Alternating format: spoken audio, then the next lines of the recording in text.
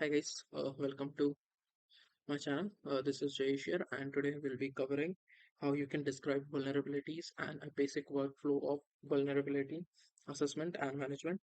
So जब भी हम लोग शुरू से जब ये होता है ना कि हम लोग vulnerabilities फाइंड करते हैं डिफरेंट ऑपरेटिंग सिस्टम्स में सॉफ्टवेयर में, तो उसमें एक इश्यू रहता था कि हम लोग आपस में एक्सचेंज कैसे करें कि एक कॉमन लैंग्वेज होनी चाहिए। समझो कल को तुम बोल रहे हो इंग्लिश, सामने वाला बोल रहा है सपोज करो जर्मन, तो तुम्हें समझ नहीं आएगा कि मैच है। तो उसके लिए हम लोग क्या करते हैं, ऐसे समझो कि अगर वो तुम इंग्लिश तुम इंग्लिश बोल रहे हो, ये जर्मन बोल रहा है। अब तुम क्या करोगे, तुम एक बीच में ट्रांसलेटर यूज करोगे ताकि तुम्हें भी ये बात समझ में आ जाए और उसे भी तुम्हारी बात समझ में आ जाए। तो सिमिलरली उसके लिए क्या हुआ था, NIST ने एक फ्रेमवर्क निकाला था विच इज स्कैप, जो स्टैंड करता है security content automation protocol. So basically ये किस लिए था, ये कॉमन फ्रेमवर्क प्रोवाइड करता है तुम्हारे डिस्कशंस के लिए कि भाई तुम्हें किसी में पता चले तुम वो डिस्कस कर सको, और ऑटोमेशन भी कराता है जितने भी इंटरेक्शन होते हैं डिफरेंट सिस्टम्स के साथ। तो देखो इसके कंपोनेंट्स है, तो CVE which is common vulnerability enumeration which is CVSS, ये स्कोरिंग हो गई हमारी। ठीक है, फिर आता है तुम्हारा CECCE कॉमन कॉन्फ़िगरेशन एनुमरेशन, फिर आता है तुम्हारा CPE which is platform, then तुम्हारा आता है XCCTF,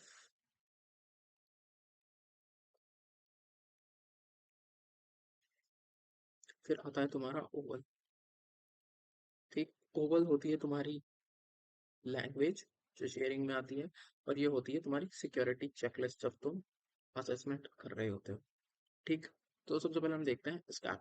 ठीक है, स्कैप जैसे मैंने बताया बेसिकली एक कॉमन फ्रेमवर्क प्रोवाइड करता है ऑटोमेशन वगैरह के लिए। और अगर तुम लोगों को ज़्यादा डिटेल्स चाहिए हो तो तुम गूगल पे जाओ, NIST स्कैप लिखो और तुम्हें ये मिल जाएगा। यहाँ पे इसमें अपडेट आई हुई है, लेटेस्ट है 1.3। तुम्हें और ज़्यादा डिटेल्स चाहिए हो तो सबसे सही यही है। ठीक है, अब हम लोग बात करते हैं CVE के बारे में, विच stands for common vulnerabilities and exposures. वो इनैमरेशन नहीं था, वो कॉमन वल्नरेबिलिटीज एंड एक्सपोजर्स था। ठीक है, और ये क्या करता है, ये एक नेमिंग सिस्टम देता है। ठीक है, जो भी तुम वल्नरेबिलिटी फाइंड करते हो। ठीक, अब जैसे देखो, सपोज करो जैसे कोई CVE रिलीज हुई, तो वो ऐसी आएगी CVE 2024, और उसके बाद आएगा इसका जो भी रैंडम नंबर है। ठीक है, अब समझो जैसे एक एग्जांपल दिखाता हूँ मैं तुम्हें। अगर सपोज करो मैं डालता हूँ CVE डेटाबेस, तो तुम्हें दिखेगा इसमें, अगर तुम माइटर के CVE डेटाबेस में जाओगे,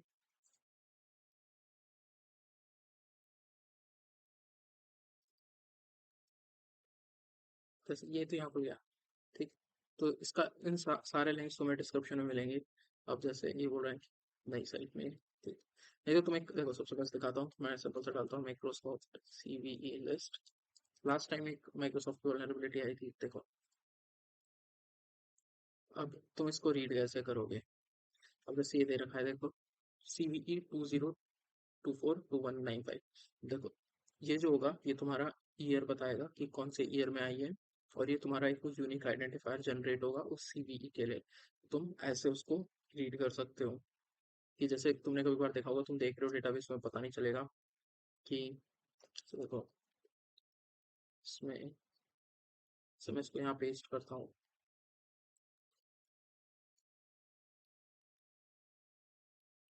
तो अब तुमने देखा होगा कि तुम अगर डायरेक्टली ये ऐसे देखते हो तो तुम्हें पता चल तुम्हें तुम ये देखोगे, तुम्हें समझ नहीं आएगा, तो तुम कैसे रीड करोगे, ये एक CVE है जो 2024 की है, और ये इसकी एक यूनिक आईडी है। तो ये होता है तुम्हारा CVE डेटाबेस। तो तुम अगर तुम्हें कोई वल्नरेबिलिटी देख रहे हो तो तुम इस पे जाके सर्च कर सकते हो। अभी इसको बेसिक्स कवर करेंगे, अगर मैं बाद में जब हम लोग लैब्स देखेंगे तब मैं उसमें तुम्हें दिखाऊंगा कि तुम एक किसी वीक सिस्टम के अगेंस्ट वल्नरेबिलिटी स्कैन कैसे करते हो, और उसकी जो क्या बोलते हैं उसको, जो तुम आइडेंटिफाई कैसे करते हो वो देखेंगे। बट अभी सिंपल थोड़ा थ्योरी में देखते हैं। ठीक, अब देखो उसके बाद आता है तुम्हारा CVSS। Which is common vulnerability scoring. जैसे मैं लास्ट वीडियोस में बताया था कि 3.0 है और एक 4 है और एक पुराना भी है 2। करंटली टू टू टू चल रहा है, 4 अभी अपडेट में आएगा शायद, पता नहीं। तो देखो जैसे मैं कल की वीडियो बता रहा था, 1 से 3.9, मतलब वहीं जैसे 4 से लेके 6.9, 7 से 8.9 और 9 से लेके 10। तो ये तुम्हारा हो जाता है लो, मीडियम, हाई, क्रिटिकल। ठीक। और जब तुम वल्नरेबिलिटी रिमीडिएट कर रहे हो, ठीक है, तुम्हें पता चला तुम्हारे जो तुम्हारा डेस्कटॉप है इसमें कोई वल्नरेबिलिटी, तुम कैसे करोगे? तुम सबसे पहले देखोगे सिवियरिटी किसकी ज़्यादा है। अगर मेरे पास ये वल्नरेबिलिटी है जिसकी सिवियरिटी 10 है, तो भाई सबसे पहले मैं इसको रिमीडिएट करूंगा, बाद में बाकी इसको देखूंगा। ठीक। और इसके और जो रेटिंग्स के भी काफ़ी सारे आते हैं कि जो डिस्क्राइब करते हैं कि क्या फैक्टर्स होते हैं, जैसे attack vector, rate of exploitability, POC, ये सारी की सारी डिटेल्स, तो थोड़ा ज़्यादा टेक्निकल हो जाता है। बट तुम्हें अगर देखना हो तो तुम इस पे जा सकते हो, CVSS, NIST, और तुम्हें यहाँ पे दिखेगा, देखो ये ये कैलकुलेटर भी है और इसमें तुम्हें सारी डिटेल्स दिख जाएंगी अगर तुम्हें देखना हो तो। ठीक। और उसके बाद आता है CCE, which is common configuration enumeration. जो तुम्हारे सिक्योरिटी कॉन्फ़िगरेशंस होते हैं उनमें क्या वीकनेस होती है, ये सारी की सारी लिस्ट इसमें आएंगी। तुमने कोई स्पेसिफिक इंस्टेंस डिप्लॉय किया हुआ है, जैसे तो तुमने अपना माइक्रोसॉफ्ट विंडोज सर्वर किसी एक तरीके से किया हुआ है, या फिर तुमने अपना एज्योर या फिर एंट्रा, कुछ भी बोलो, वो कैसे कॉन्फ़िगर किया हुआ है, या तुमने अपनी एलडैप जो एडी होती है वो कैसे कॉन्फ़िगर की हुई है और उसमें कोई इशू है, तो वो इसमें आएगा वैसे। और इसका भी एक अलग से डेटाबेस है। देखो जो मैं तुम्हें बता रहा था कि इतने सारे मैट्रिक्स होते हैं, अटैक फैक्टर हो गया, स्कोप हो गया, अटैक कॉम्प्लेक्सिटी हो गई, प्रिविलेजेस हो गई, यूजर इंटरेक्शन हो गया, इम्पैक्ट कैसा है। अब देखो अगर ज़्यादा डिटेल में नहीं जाएंगे, बेस स्कोर मेनली डिजायर करता है एक्सप्लॉइटेबिलिटी मैट्रिक्स में। देखो नेटवर्क एक्सेस समझो कि नेटवर्क की एक्सेस की जरूरत नहीं है, ये तुम्हें मशीन से हो जाएगा, लोकल से, या फिर तुम्हें फिजिकल कुछ करना पड़ेगा। ठीक। अटैक कॉम्प्लेक्सिटी, कितना कॉम्प्लेक्स है, कितना हाई है, कितना लो है। अगर अटैक कॉम्प्लेक्स होगा तो फिर भाई तो उसमें रिसोर्सेज ज़्यादा लगेंगे। ठीक। अब प्रिविलेज देखो, अगर कोई प्रिविलेज रिक्वायर नहीं है तो भाई तुम्हारी जो CVE होगी, मतलब जो तुम्हारी स्कोर होगा वो ऊपर गिरेगा। लो प्रिविलेज रिक्वायर्ड है तो मतलब सिंपल सा तुम किसी system admin, not system admin, दूसरे हायर प्रिविलेज रोल पे जा सकते हो। हाई में ही होगा तुम्हें पूरा एडमिन रोल मिल जाए, डेटा ओनर या सिस्टम ओनर रोल मिल जाए। यूजर इंटरेक्शन, देखो नन मतलब कोई इंटरेक्शन की जरूरत नहीं है, मतलब ये अगर नन है तो इसका मतलब ये तुम्हारे एक वर्म की तरह है कि बस एक बार इंटरेक्ट करना है, यूजर की साइड से कुछ नहीं चाहिए। रिक्वायर्ड, ये कि अगर सपोज करो तुम्हारे पास कोई कोई जैसे देखो, रिक्वायर यूजर इंटरेक्शन मतलब क्या हुआ, ये एक मैक्रोस इनेबल्ड एक्सेल फाइल है। ठीक। ये तुम्हारा जीमेल है। अब इस पे आई तुम्हारी, क्या बोलते हैं इसको, VBA फाइल। अब देखो दो ऑप्शंस होते हैं, ये जो तो ये बैठे हो तुम, ठीक, ये तुम बैठे हो। तो ऑप्शन क्या हुए? पहला हुआ कि तुमने कुछ नहीं किया तो भी एक्सप्लॉइट हो गई। दूसरा, तुमने एक एग्जिस्ट करती है वल्नरेबिलिटी जिसके लिए तुम्हें क्लिक करना होगा, तो ये वो है। अब इम्पैक्ट मैट्रिक्स जैसे हमने सबसे शुरू में डिटेक्ट किया, डिस्कस किया था, कॉन्फिडेंशियलिटी, तुम्हारे कॉन्फिडेंशियलिटी पे इम्पैक्ट कितना आ रहा है, ये आ रहा है तो इसमें डेटा डिस्क्लोजर हो रहा है। तुम्हारा इंटेग्रिटी, मतलब सपोज करो तुम्हारा सिस्टम ही करप्ट हो रहा है, जैसे तुम बैंक को, फाइनेंशियल जो इंडस्ट्री होती है उसमें थोड़ा इंटीग्रिटी काफी इंपॉर्टेंट होती है कि भाई तुम्हारे ट्रांजेक्शन गलत आ रहे हैं। तुम कर रहे हो 10 का ट्रांजेक्शन, भाई वो उसमें दिखा रहा है 100 का ट्रांजेक्शन। अवेलेबिलिटी मतलब लॉस अटैक्स वगैरह ये सब आ जाते हैं। और उसके बाद तुम ये देखोगे तो ये और भी सारे हैं, इसमें तुम सेलेक्ट कर सकते हो काफी डिफरेंट चीजें, टेम्परल स्कोर मैट्रिक्स, ये बस एक्स्ट्रा है। जैसे यहाँ पे लिखा हुआ है देखो, सिर्फ बेस मैट्रिक्स यूज होंगे बेस स्कोर जनरेट करने के लिए। ठीक है। और उसके बाद तुम्हें अगर और देखना हो तो एक और साइट है, ये CVSS 4 के लिए फर्स्ट डॉट, इस पर तुम्हें मिल जाएगा। हाँ ये जो अभी ये शायद अभी वर्क में चल रहा है, V4। अभी तुम देखोगे तो डॉक्यूमेंटेशन है इसका, यहाँ पे कैलकुलेटर भी है। अभी तक तो ये दिखा नहीं है ज़्यादा, बट ये अभी हर जगह 3.0 यूज़ हो रहा है। तो बस अभी ये था। ठीक। और उसके बाद जो मैं तुम्हें यहाँ पे बता रहा था कॉमन कॉन्फ़िगरेशन एनुमरेशन, तो इसकी भी एक अलग से डेटाबेस होगा। तुम ऐसे डालोगे तो तुम्हें उस पर डेटाबेस दिख जाएगा मैटर पे, उसमें तुम्हें दिख जाएगा कि क्या किस कॉन्फ़िगरेशन के साथ क्या इशू है, तुम्हें क्या करना है, वो सारी की सारी चीज़ें यहाँ पे तुम सर्च कर सकते हो।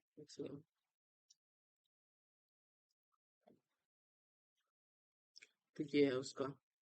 और उसके बाद आता है प्लेटफॉर्म एनुमरेशन, तो ये बेसिकली नेमिंग सिस्टम होती है ऑपरेटिंग सिस्टम्स या डिवाइसेस के लिए, कि जैसे सपोज करो तुम्हारा प्लेटफॉर्म है तो उसका यूनिक नेम विंडोज है, उसमें तुमने जो एप्लीकेशन डाली है वो सर्वर है या फिर एज्योर है, तो सीपी उन सारी चीज़ों की डिटेल रखता है। ठीक है, अब देखते हैं सबसे सबसे चीज़ X C C T F, है ना। अब ये स्टैंड करता है extensible configuration checklist description format. So ये बेसिकली क्या होती है, सिक्योरिटी चेकलिस्ट अप्लाई करने के लिए प्रॉपर लैंग्वेज देता है तुमको।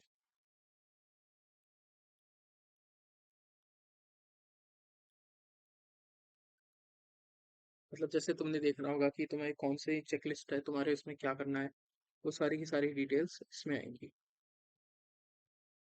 अब जैसे इसका तुम्हें देखना होगा कि ये कहाँ पे है, तो देखो सेम इस टैब पे जाओगे तुम्हें यहाँ दिखेगा axis CDF checklist description format. तो बेसिकली ये बताएगा कि तुम्हारे उसमें क्या कमियां हैं, तुम्हें क्या चेंजेस करने हैं, वो सारी की सारी चीजें इसमें दिखेंगी तुम्हारी। सिमिलरली उसके बाद एक और आता है तुम्हारा जो हम यहाँ पे डिस्कस कर रहे थे, जो होता है ओवल। ओवल जो होती है वो लैंग्वेज होती है जो तुम्हें मिलती है इन सब, जो क्या बोलते हैं इसको, सिक्योरिटी टेस्टिंग प्रोसीजर डिफाइन करने के लिए कि तुम कौन सी टेस्टिंग कर रहे हो। ठीक, कि तुम क्या बोलते हैं इसको, टेस्ट टेस्ट कवरेज कर रहे हो, टेस्ट कवरेज नहीं, यूज केस टेस्टिंग कर रहे हो, मिस यूज केस टेस्टिंग कर रहे हो। Use case miss use case बात अलग है, इसमें ये हो जाता है पॉजिटिव नेगेटिव और मिस यूज केस। ठीक है, इंटीग्रेशन टेस्टिंग कर रहे हो, यूनिट टेस्टिंग कर रहे हो, और फिर फजिंग कर रहे हो। फजिंग में भी तुम्हारे दो आ जाएंगे, जनरेशनल या म्यूटेशन फजिंग। तो ये सारी की सारी चीज़ें इसमें बताता है। और ओवल एक ओपन सोर्स है, तो तुम अगर जैसे इधर डालते हो ओवल, क्या बोलते हैं इसको, तो ये आ जाएगा। ठीक है, यहाँ पे तुम्हें मिल सकता है डिटेल्स वगैरह। अब देखो, अब ये तो हो गया हमारा, ये ज़्यादा बहुत रेयरली, मतलब अगर तुम इन डीप जाओगे तो ये इसके लिए, बट मैं क्या सजेस्ट करूँगा, ये अच्छा है तुम्हें जानना हो तो, but ideally just remember CVE. CVE किससे तुम रीड कैसे रीड कर सकते हो, और सीवीएसएस स्कोर जो स्कोरिंग सिस्टम है जो अपने यहाँ पे डिस्कस किया, कि 1 से 3 लो होता है, 4 से 7 मीडियम होता है, 7 से 9 हाई होता है, 9 से 10 क्रिटिकल होता है। ठीक है, अब देखो,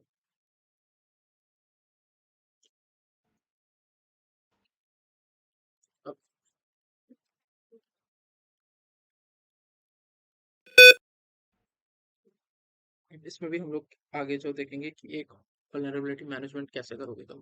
देखो, जैसे डिपेंड करता है, देखो ये हर एक ऑर्गेनाइजेशन के अकॉर्डिंग होता है, बट जो एक बेसिक जो कि जैसे कहते हैं ना, जैसे हम लोग बोलते हैं स्केलेटन की, एक स्केलेटन प्रोसीजर क्या होता है, मतलब उसके ऊपर तुम अपने हिसाब से चेंजेस कर लो। सबसे पहले क्या करोगे, जैसे ये तुम्हारा, देखो कल का एग्जांपल नहीं लेते हैं, ये तुम्हारी वेब एप्लीकेशन है, इसमें सीक्वल इंजेक्शन की वल्नरेबिलिटी है, जो तुम्हारे पीछे के डेटाबेस को एक्सेस करने पे अलाउ कर देती है। ठीक है, कुछ भी इंटीग्रिटी मतलब कि चेंज कर सकते हो, एक्सेस कर सकते हो, कुछ भी। ठीक, अब पहला स्टेप क्या होगा, डिस्कवर। ठीक है, या डिटेक्शन डिस्कवर कुछ भी बोलो। सबसे पहले तुम जो अपना जो स्कैन होगा वो चलाओगे, तो क्या करोगे, सबसे पहले देखोगे कि भाई इसमें वल्नरेबिलिटी है या नहीं। ठीक, और उसके बाद क्या करोगे, जब इसने डिटेक्ट कर दिया, ऑटोमेटेड होता है most of the vulnerability scanner, scanner जो होंगे ना तुम्हारे, क्या बोलते हैं, नेसस वगैरह, ये सारे के सारे ओपन वास, ये सारे के सारे क्या बोलते हैं इसको, ऑटोमेटेड होंगे। अब जब इसने देखा एक वल्नरेबिलिटी है, तो इसने ट्रिगर किया कि भाई एक वल्नरेबिलिटी फाउंड हुई है, जरा देखो। अब तुम क्या करोगे, सेकंड होगा वैलिडेट। अब तुम जो हो, तुम हो एडमिनिस्ट्रेटर, तो तुम क्या करोगे, वैलिडेट करोगे इस फाइंडिंग को, कि क्योंकि देखो इसमें एक फॉल्स फॉल्स पॉजिटिव का भी काफी सीन होता है, कि फॉल्स पॉजिटिव आते हैं तो काफी इशू हो जाता है। समझे, तो फिर क्या करोगे, अब जैसे ये तुम हो, ये तुम एडमिन हो, ठीक है, अब तुमने देखा कि ये वल्नरेबिलिटी इसमें एग्जिस्ट करती है। अब तुम क्या करोगे, अब जाके तुम इसमें पैच लगाओगे कि वो रिमूव हो जाए। तो ये हो गया तुम्हारा रेमेडिएशन फेज। सो बेसिकली हमारा गोल क्या है कि मेक श्योर जो वल्नरेबिलिटीज हैं वो डिटेक्ट हो रही हैं और हम उनको रिजॉल्व कर पा रहे हैं। मतलब ऐसा नहीं है कि भाई क्या बोलते हैं उसको कि भाई तुम ऐसे ही भरोसा करके बैठे हो कि अगर फॉल्स पॉजिटिव आया तो तुमने इग्नोर मार दिया। चाहे फॉल्स पॉजिटिव आए, तुम्हें देखना है कि भाई फॉल्स पॉजिटिव नहीं, अगर वो वो करता है क्या बोलते हैं उसको, फॉल्स पॉजिटिव भी देता है, तुम्हें चेक करना है कि वो सच में फॉल्स पॉजिटिव है या नहीं, क्योंकि इसमें कभी कभार क्या होता है फॉल्स नेगेटिव भी आ जाते हैं। तो बेसिकली क्या होता है कि उसमें वल्नरेबिलिटी थी बट उसने डिटेक्ट भी नहीं किया। तो ऑलवेज क्या करोगे, तुम पहले डिटेक्ट करोगे, फिर रिमीडिएट करो, फिर वैलिडेट करोगे, फिर तुम रिमीडिएट करोगे। ठीक है, ये हो गया तुम्हारा बेसिक वर्क फ्लो। ठीक है, अब एक जो असेस वल्नरेबिलिटी असेसमेंट जिस ब्रीफली कवर कर लेते हैं, अगली वीडियो में थोड़ा डिटेल में जाएंगे। वल्नरेबिलिटी असेसमेंट और पीटी दोनों, तो ये तो होता है जैसे सबसे पहले तुम करोगे रिकनेसेंस, मतलब तुम डिटेल्स इकट्ठी करोगे, रिकॉन करोगे। तुमने गेम्स में भी देखा होगा आपको बोलता है रिकॉन दिस एरिया, मतलब तुम पब्लिकली अवेलेबल इन्फॉर्मेशन से रिकॉन करोगे। उसके बाद तुम एक्टिव एनुमरेशन करोगे, ठीक है, और डिटेल्स करोगे। ठीक, फिर तुम आइडेंटिफाई करोगे कि कौन सी वल्नरेबिलिटीज है। ठीक, और अगर तुम पेनिट्रेशन टेस्टिंग कर रहे हो तो तुम उनको एक्सप्लॉइट करोगे वल्नरेबिलिटीज को, and then you will report it to the to the senior management और मैनेजर। देखो, ये होता है तुम्हारा पेनिट्रेशन टेस्टिंग का एक बेसिक सा वर्क फ्लो। अगर तुम सिर्फ असेसमेंट कर रहे हो, तुमने आइडेंटिफाई करा और डिटेक्ट करा, तुमने सीधे रिपोर्ट मारी मैनेजर्स को या सीनियर मैनेजमेंट को, बोला कि भाई ये वल्नरेबिलिटीज है, अब तुम जाके चेक कर लो। ठीक है, ये बेसिक वर्क फ्लो होता है। ठीक, तो इसमें तुम्हारी स्कैनिंग काफ़ी टाइप की हो सकती है। अगर हम स्कैन पे ही रहें तो नेटवर्क स्कैनिंग हो जाती है, डेटाबेस स्कैनिंग हो जाती है, एप्लीकेशन स्कैनिंग हो जाती है,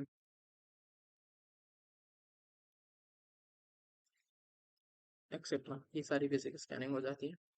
ठीक है, और इसमें भी देखो दो टाइप की स्कैनिंग होती है। ऑथेंटिकेटेड, इसमें तुम्हारा, इसमें क्या बोलते हैं तुम्हारे, तुम लॉगिन, तुम एक लॉगिन क्रेडेंशियल दिया जाता है जिसमें तुम एक मशीन में लॉगिन करके स्कैन कर सकते हो। तो ये बढ़िया रहता है क्योंकि इससे तुम्हारे बहुत कम फॉल्स पॉजिटिव आते हैं। सिमिलरली एक अनऑथेंटिकेटेड होता है जो तुम एक, जिसमें तुम विदाउट ऑथेंटिकेशन या फिर विदाउट क्रेडेंशियल्स करते हो, जिसमें फॉल्स पॉजिटिव थोड़े ज़्यादा आ जाते हैं। तो ये दो टाइप्स की ये स्कैनिंग होती है। तो देखो, ये अपने मेथड्स हो गए। तो अभी एक रिफ्रेशर लेते हैं जो आज की वीडियो में हमने कवर किया। ठीक है, हमने देखा कि स्क्रैप क्या होता है, स्क्रैप के जो कंपोनेंट्स क्या है, सीवी, सीवीएसएस, सीसी, सीपी, ये सारे के सारे। हमने देखा सीवी कैसे रीड करते हैं, हमने देखा कि सीवीएसएस के वर्जन कौन से, 2, 3, 4, इसकी उसमें क्रिटिकलिटी स्कोर कौन सा है। हमने ये देखा कि ये इसके सारे कंपोनेंट्स किस यूज में आते हैं। ये देखा कि हमने कि वल्नरेबिलिटी डिटेक्शन कैसे काम करती है, कि हम लोग डिटेक्ट करते हैं, वैलिडेट करते हैं, रेमीडिएट करते हैं कि।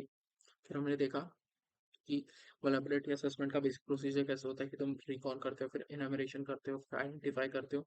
अगर तुम पीटी नहीं कर रहे हो तो तुम क्या बोलते हैं इसको, एक्सप्लॉइट करोगे, या फिर डायरेक्ट अगर तुम सिर्फ वल्नरेबिलिटी असेसमेंट कर रहे हो तुम सीधे सीनियर मैनेजमेंट को रिपोर्ट करोगे। देखो किस टाइप की वल्नरेबिलिटी स्कैनिंग हो सकती है, नेटवर्क, डेटाबेस, एप्लीकेशन। ठीक है, सॉफ्टवेयर में भी हो सकती है।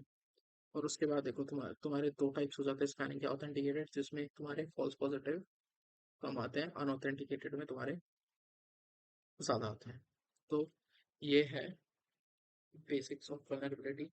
सो कल की वीडियो में हम लोग क्या करेंगे, थोड़ा सा देखेंगे पेनिट्रेशन टेस्टिंग क्या होती है, different type of penetration testing, जैसे black box, white box, blind test, double blind test, ये सारी की सारी। और देखेंगे कि तुम लोग अगर in case if this is zero day exploit और जीरो डे वल्नरेबिलिटी, तो तुम लोग उस केस में क्या करोगे। तो आज के लिए इतना ही। Thank you for watching guys. As always, make sure to like and subscribe as this will help us with YouTube algorithm. If you have any topics that you want me to cover, make sure to comment. And if you have any views about this, just comment in the comment section. And I'll be happy to reply you guys as always. Thank you for watching. Have a good day.